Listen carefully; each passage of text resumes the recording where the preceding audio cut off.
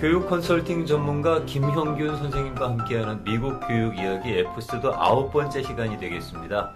대학 선택의 과정에 대해서 말씀을 나누고 있는데 오늘은 어떤 말씀 주실지 김형균 선생님 모십니다. 안녕하세요. 네, 안녕하세요. 김형균입니다. 네, 아무래도 이제 자녀분들의 그리고 또 부모님들의 가장 큰 관심사고 숙제라고 하겠습니다. 대학 선택에 대한 얘기 계속 이어가고 있는데요. 네, 제가 처음으로서는 학생의 테이스트버디에 맞는 네. 학생의 성향과 테이스트버디에 맞는 학교를 해야지 학생이 행복해진다라고 그렇죠. 말씀드렸고 네.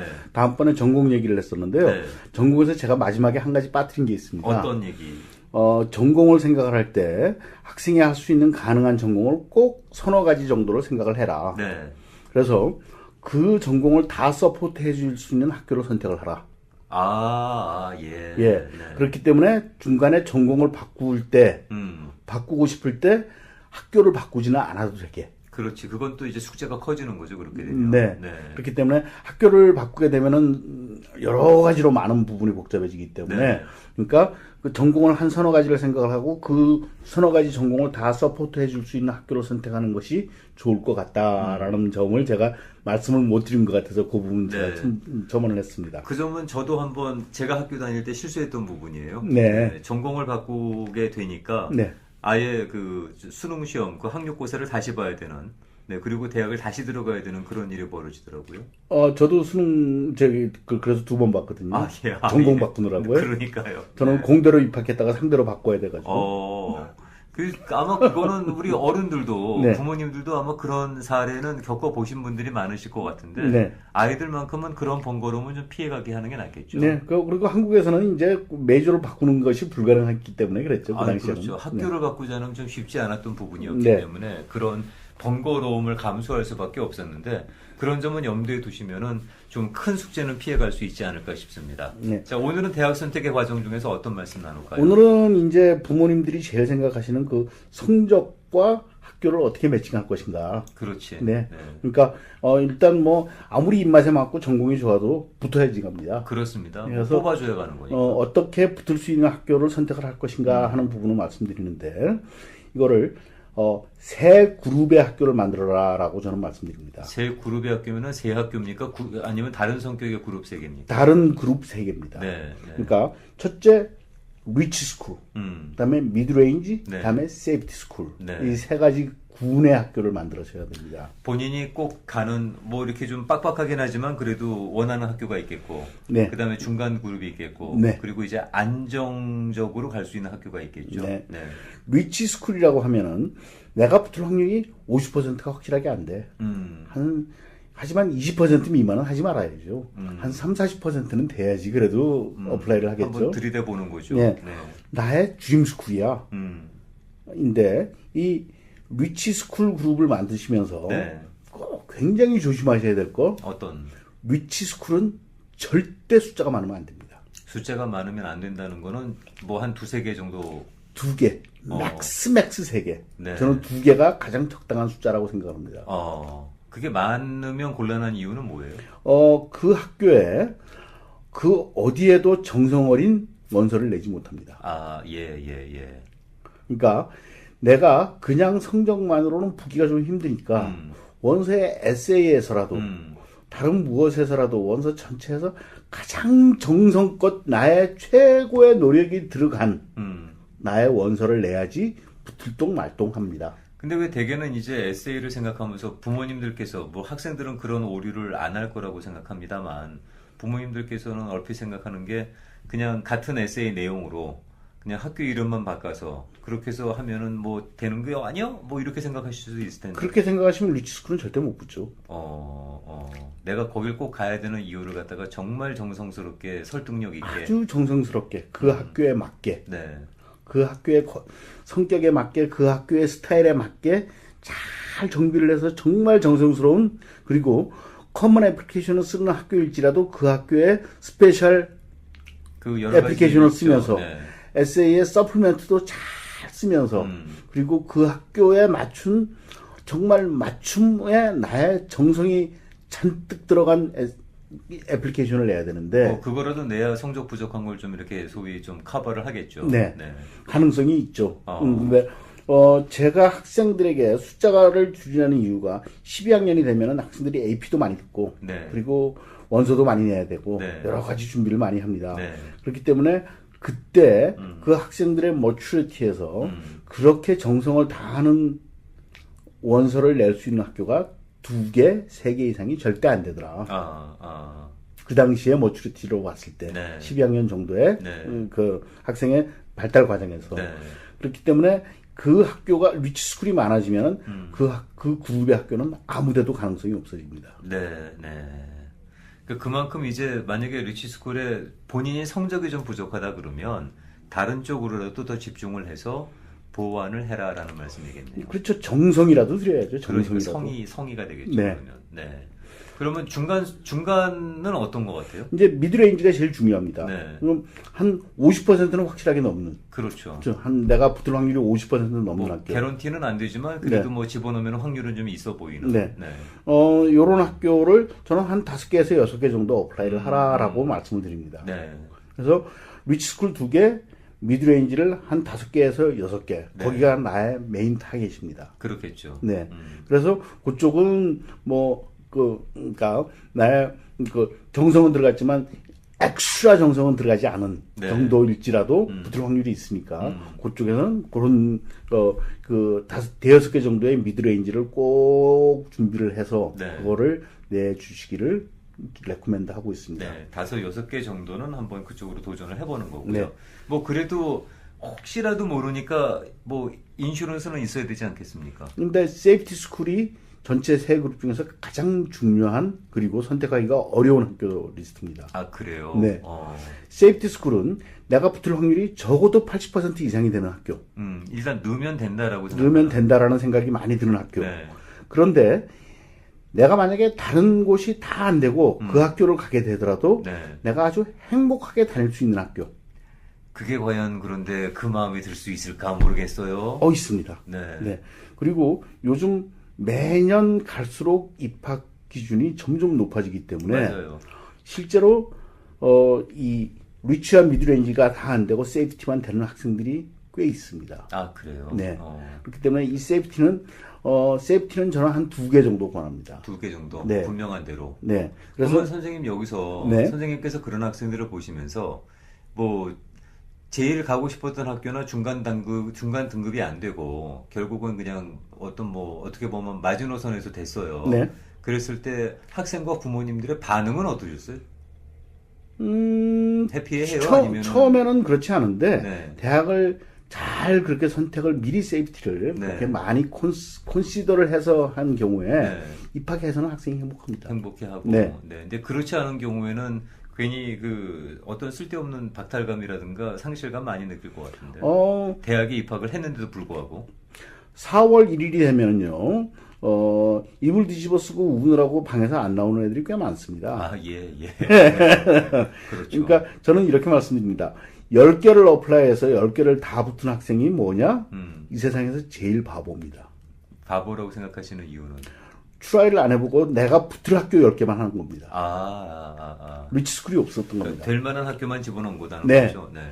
그렇게 하면 안 됩니다. 10개 정도 해서 한 서너 개 떨어지고 한 대여섯 개 붙는 게 저는 가장 정상적이라고 생각하는 사람입니다. 네. 그래서 그 서너 개 떨어진 것 때문에 이불 뒤집어 쓰고 하루는 울어야 됩니다. 살면서 그런 맛도 봐야죠. 네. 그때는 정말 아님 말고의 정신이 좀 필요할 것 같은데, 최선을 다했고, 그러고 난 다음에 결과는 맡긴다라는 그게, 사실 실제로 결과가 자기의 생각에 맞지 않게 나오게 되면은, 그 마음 갖기가 쉽지가 않죠. 네. 제가 이렇게 말씀을 드리는 게, 실제 부모님들과 학생이 앉아서 열심히 학교 리스트를 만들어가지고 왔을 때, 네. 제가 딱 보면은, 정말 가슴이 무너지는 순간이 있습니다. 어떤? 18 리치스쿨에 완 세이프티를 들고 오는 경우가 많습니다. 중간 거 없이 그냥 네. 전부 다 한 18개 정도는 가고 싶은 학교를 적는 거고 네. 한 학교 정도가 인슈런스고 한 학교 정도 인슈런스인데 그 학교는 붙어도 절대 안 갈 학교. 만약에 그게 되면은 이건 돼도 별로 기쁜 일은 전혀 없겠네요. 전혀 그 학교 안 갑니다. 안 가버리네. 네. 예. 네. 그래서 18 리치스쿨이 나오는 이유를 보면은 네. 많은 경우 부모님이 오히려 그걸 부추기는 경우가 많습니다. 사실 펌프질은 부모님한테서부터 시작되는 거죠. 네, 거기도 한번 해보자. 혹시 아니, 거기도 붙을지 아니? 그래서 붙을 수 있는 확률을 높이자라고 네. 해서 리치스쿨 18개 가지고 오는 경우가 많습니다. 근데 리치 스쿨을 갖다가 늘린다고 해서 그게 붙을 확률이 높아지는 건 아니잖아요. 무조건 낮아집니다. 오히려 확률은 떨어지죠. 네, 어느 한 군데에도 정성 어린 집중이 안 되니까. 애플리케이션이 안 들어갑니다. 18 리치스쿨의 원세이프티 그것도 내가 싫어하는 원세이프티를 써가지고 오는 학생들은 거의 다 커뮤니티 칼리지로 갑니다. 아, 예. 네. 근데 부모님들 입장에서는 또 어떻게 보면은 당연한 욕심 아니겠어요? 뭐 어차피 쓰는 거 그냥 여기저기 다 넣어보지 하는 그런 욕심이 왜 없으시겠어요? 그 당연한 욕심이지만 나의 욕심을 알맞게 컨트롤하지 못하는 사람을 바보라고 부릅니다. 네. 바보랍니다. 네. 그리고 내가 바보짓을 함으로써 애의 인생을 박살을 내는 정말 그건 바보를 넘어서서 미친 짓이 됩니다.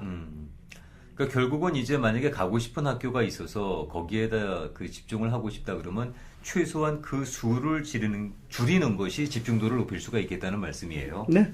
위치스쿨 2개, 3개 이상 하면은 아무데도 못 붙습니다. 두 개로 줄여야지 하나 붙을 확률이 그래도 높아집니다. 그렇죠. 네. 그래서 리치스쿨, 18 리치스쿨, 원세이프티 너무나 많은 학생들이 그 리스트 들고 옵니다. 뭐 주로 그럴 것 같아요. 그리고 저보고도 만약에 딸내미하고 그러라 그러면은 리치스쿨 명단이 더 많아질 것 같은 느낌인데 네. 그거를 이제 수위 조절과 순위 조절을 좀 해야 되겠죠. 네. 그리고 뭐 어떤 학교는 뭐 어느 정도 성적이면 될 것 같아요. 뭐 어디예요? 그 정보는 솔직히 학생들도 다 알고 있고 부모님도 다 알고 있습니다. 저한테 물어볼 때 저는 그런 걸 자꾸만 물어보면 그렇게 얘기합니다. 어떻게? 저는 점쟁이가 아닙니다. 그렇죠. 그래서 네. 아니 점쳐달라는 게 아니라요. 어머님 지금 어머님 점쟁이 몇 군데 가가지고 내 마음에 드는 대답하는 점쟁이 찾을 때까지 점쟁이 바꿔가면서 다니실 거잖아요. 점 많이 보는 사람들의 특징이 그거거든요. 원하는 말을 듣고 싶죠. 내 원하는 말을 하는 점쟁이를 만날 때까지 점집을 여러 군데 다닙니다.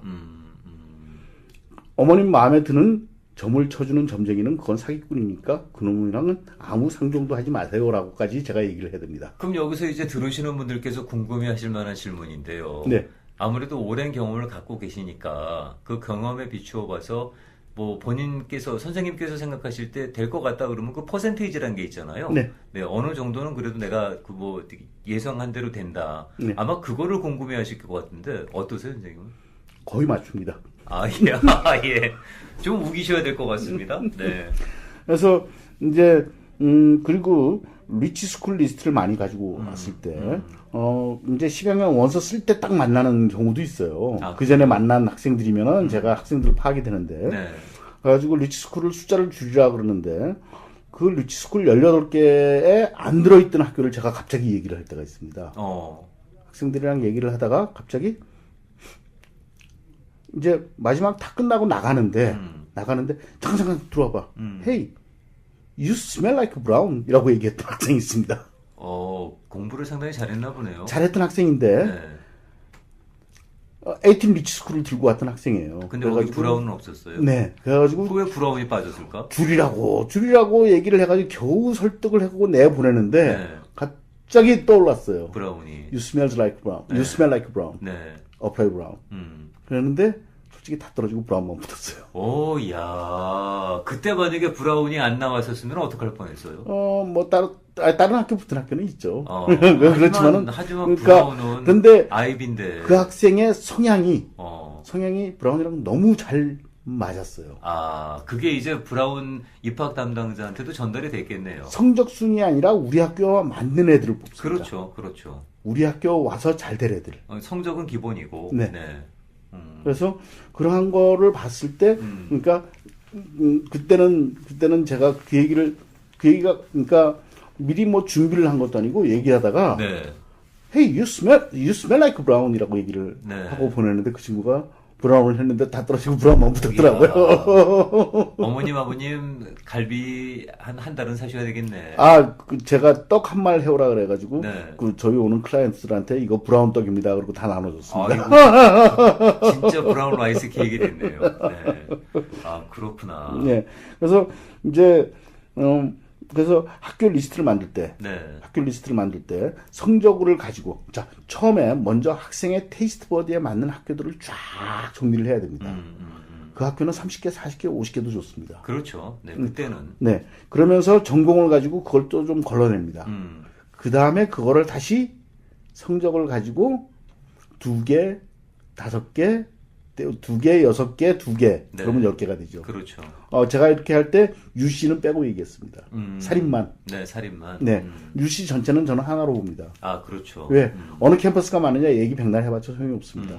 똑같은 원서에 애들이 클릭 하면은 8개 캠퍼스 한꺼번에 다 어플라이가 되니까 원서 하나니까 그걸 뭐 따로 얘기할 필요가 없습니다. 붙은 다음에 어느 캠퍼스가 많은지 고민하면 되니까요. 그래서 요런 정도의 학교 리스팅을 만들고 그리고 그걸 할 때 입학 성적의 부분에 대해서도 그렇게 앞뒤로 잘 맞추는 노력을 해 주셔야지 나중에 정말 후회스러운 일이 벌어지지 않는다라고 말씀드리겠습니다. 그러니까 스크린을 갖다 좀 여러 번 해야 되는 거네요. 이렇게 단계별로. 네, 그냥 어떤 그런 절차나 뭐 그런 구분이 없이 그냥 막연하게 어떤 희망상 그 정도 갖고는 이게 전략적으로 상당히 그 허접한 그런 어플라이가 되겠네요.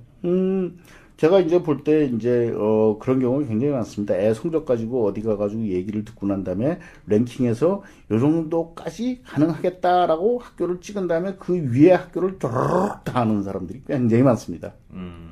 그게 제일 바보짓입니다. 욕심인 거. 욕심만 부리고 애랑 맞는가도 없습니다. 그리고 이제 매칭도 안 일어납니다. 지는 진대로 빼고. 네. 전공에 대한 매칭도 안 일어났고 학생의 성향에 대한 매칭도 안 일어났습니다. 그런 어떤 단순히 그냥 기대를 갖고 하는 그런 집중하지 못한 그 준비들이 네. 결국은 그 해당 대학의 입학 사정관들한테도 그대로 느껴진다는 얘기 아니겠어요? 그건 다 느껴지죠. 그리고 이건 그냥 다 간보는 거다 뭐 어떤 이런 느낌? 그리고 이제 예를 들어서 이런 얘기가 있습니다. 학교가 그 학교 말고 다른 학교를 어디를 어플라이 했는지를 알 것 같아요, 모를 것 같아요. 알아요? 네. 알아요? 네. 그 사람들은 어떻게 알아요? 일단 오피셜하게 제가 물어보면은 네. 오피셜한 얘기는 이렇게 합니다. 우린 그런 거에 관심도 없고 노력도 하지 않는다라고 얘기를 합니다. 니네 어플라이한 학생 다른 학교 어디 어플라이하는지 알아? 관심도 없고 노력도 하지 않는다라고 얘기를 하는데 그거는 이제 공식적인 네. 얘기고. 제가 그런 사람들과 같이 한 3박 4일 정도 같이 무슨 워크숍 같은 걸 했을 때 네. 마지막 날 맥주 한 잔 마시고 나서 야 정말로 몰라? 그러면은 이렇게 얘기합니다. 그것도 모르고 어떻게 장사하니? 라고 얘기합니다. 그 정도는 그냥 보면은 화가 안 나는 얘기겠네. 간단하게 말씀드릴게요. CSS 칼리지 보드 이게 무슨 공익기관이 아니잖아요. 네.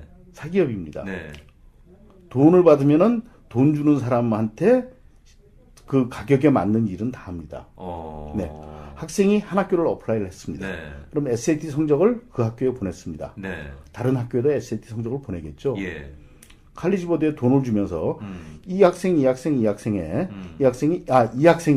다른 학교 어디에다가 성적표 보냈는지 리스트 줘 그러면 돈 받고 답합니다. 그래요? 네.